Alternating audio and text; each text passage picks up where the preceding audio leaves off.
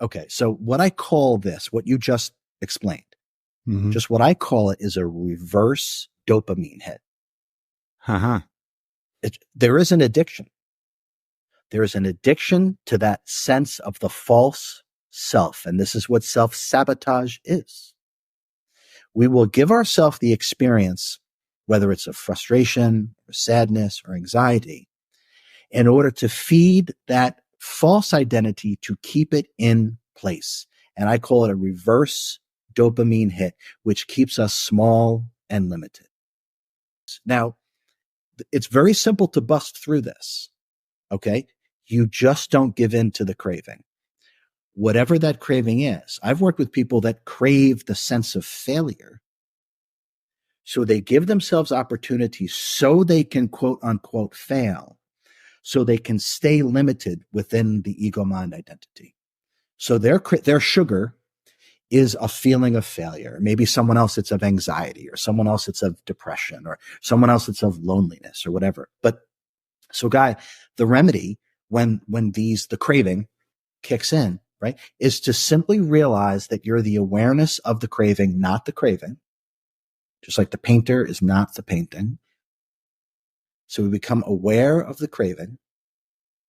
Now, through that detachment, we'll have some space between the I am and the craving.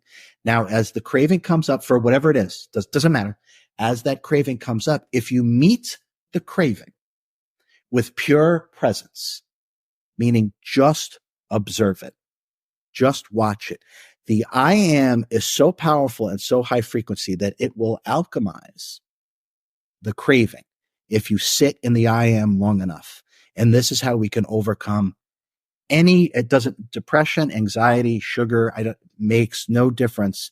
When we operate this way, this is actually how we can transcend all of that by meeting it with pure presence, which will alchemize the craving, and you will liberate yourself from the self-sabotage that has led up to the reverse dopamine hit, which keeps us going back into the limited self.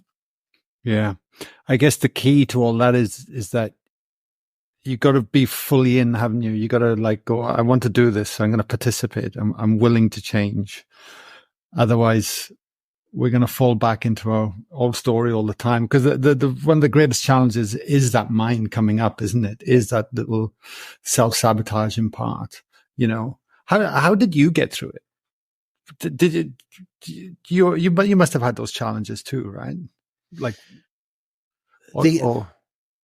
Yeah. Yeah. I mean, we all have those challenges.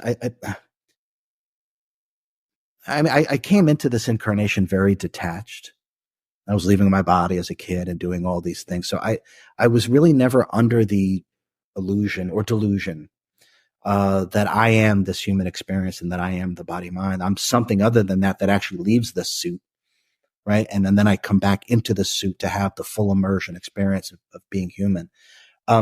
But no one has to be a mystic or a master to do this. It just takes diligence in terms of working with yourself properly. And the most important thing to realize is that you are the awareness of what is going on. And once we get the space, God, if we identify with every craving, every feeling, every thought, we've lost control.